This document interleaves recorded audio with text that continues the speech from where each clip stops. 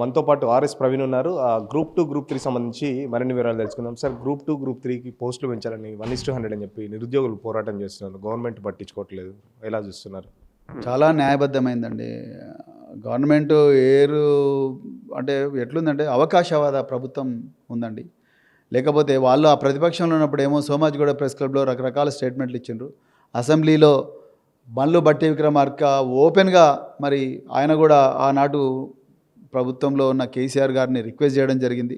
మాకు 1:100 group 1లో main ఎగ్జామినేషన్కు qualify చేయండి అని చెప్పడం జరిగింది. అదేవిధంగా గ్రూప్ 2 సంబంధించి గ్రూప్ 3కి సంబంధించిన పోస్టులు కూడా పెంచండి అని చెప్పేసి రేవంత్ రెడ్డి గారే స్వయాన ఆ రోజు నేను కూడా ఉన్నా ప్రెస్ కాన్ఫరెన్స్లో, అంటే ఆ సభలో నేను కూడా ఉన్నా.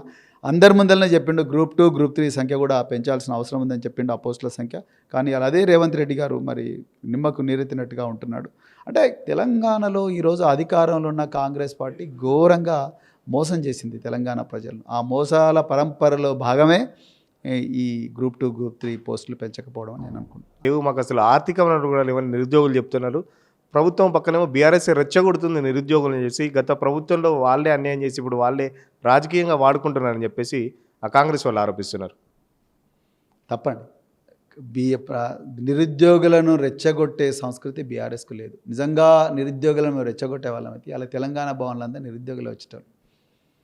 తెలంగాణ రాష్ట్ర సమితి బీఆర్ఎస్లో ఉండే నాయకుల ఇళ్ళ దగ్గర నిరుద్యోగులు బారులు తీరేటోళ్ళు. నో, వాళ్ళు అశోక్ నగర్లో ఉన్నారు, వాళ్ళు కోచింగ్ సెంటర్లో చదువుకుంటున్నారు, వాళ్ళు స్టడీ హాల్స్లో చదువుకుంటున్నారు, వాళ్ళు చిక్కడపల్లి సెంట్రల్ లైబ్రరీలో చెట్ల కింద అన్నపూర్ణ క్యాంటీన్లో ₹5 అన్నం తినుకుంటా చదువుకుంటారు. వాళ్ళు రాజకీయ నాయకుల చుట్టూ తిరుగుతలేరు. కానీ వాళ్ళకు నిజంగా అన్యాయం జరిగిందని తెలుసుకొని వాళ్ళు రోడ్ల మీదకి వస్తే వాళ్ళకు సంఘీభావంగా మేము పోతున్నాం. ఎందుకంటే ప్రతిపక్ష పార్టీగా ఒక ప్రజాస్వామ్యంలో ప్రజలకు ఆవేదన ఉన్నప్పుడు, పీడన ఉన్నప్పుడు, దోపిడీ ఉన్నప్పుడు, వాళ్ళు మోసానికి గురైనప్పుడు తప్పకుండా ప్రజల దగ్గరికి పోయి వాళ్ళ బాధలు తెలుసుకొని వాళ్ళకు సంఘీభావంగా ఉండడం ఒక ప్రతిపక్ష పార్టీ బాధ్యత. అందుకొరకు మేము పోతున్నాం అంతే తప్ప వాళ్ళని ప్రోత్సహించడం అవసరం మాకే ఉందండి, అవసరం లేదు.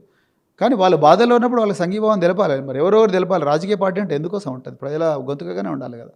గతంలో మాట్లాడిన మేధావులంతా ఇప్పుడు మౌనంగా ఉంటున్నారు. మా వైపు ఎవరు రావట్లేదు, మమ్మల్ని కాంగ్రెస్ ప్రభుత్వం బాగా వాడుకొని వదిలేసిందని చెప్పి నిరుద్యోగులు చెప్తున్నారు. 100% కరెక్ట్.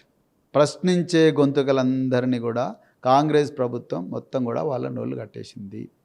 అదేవిధంగా ఆ రోజు రాజకీయ ప్రయోజనాల కోసమే నిరుద్యోగులను వాడుకున్నారు.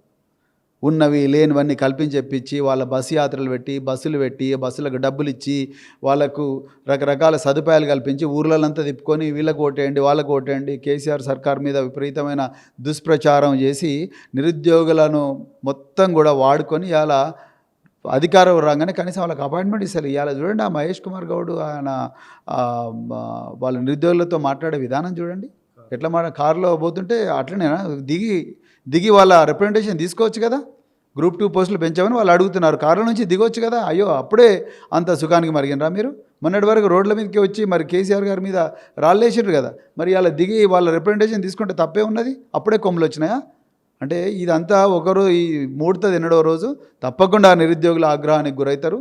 తప్పకుండా నిరుద్యోగులు వీళ్ళందరికీ కూడా గుణపాఠం చెప్తారు. అలా న్యాయబద్ధంగా, రాజ్యాంగబద్ధంగా వాళ్ళ సమస్యల కోసం పోరాడే ప్రతి నిరుద్యోగికి సంఘీభావంగా భారత రాష్ట్ర సమితి తప్పకుండా ఉండబోతుంది. తప్పకుండా నిరుద్యోగులకు న్యాయం జరిగేదాకా మేము ఆ పోరాటాన్ని ఆపము. కాంగ్రెస్ ప్రభుత్వం నిరుద్యోగుల్ని వాడుకొని ఇప్పుడు ప్రభుత్వంలోకి వచ్చాక వాళ్ళ హామీలకు మాత్రం సస్యమిరా అంటుందని చెప్పేసి ఆర్ఎస్ ప్రవీణ్ చెప్తున్నారు. కెమెరా పర్సన్ మహేష్తో సురేష్ కుమార్, సిగ్నల్ టీవీ, హైదరాబాద్.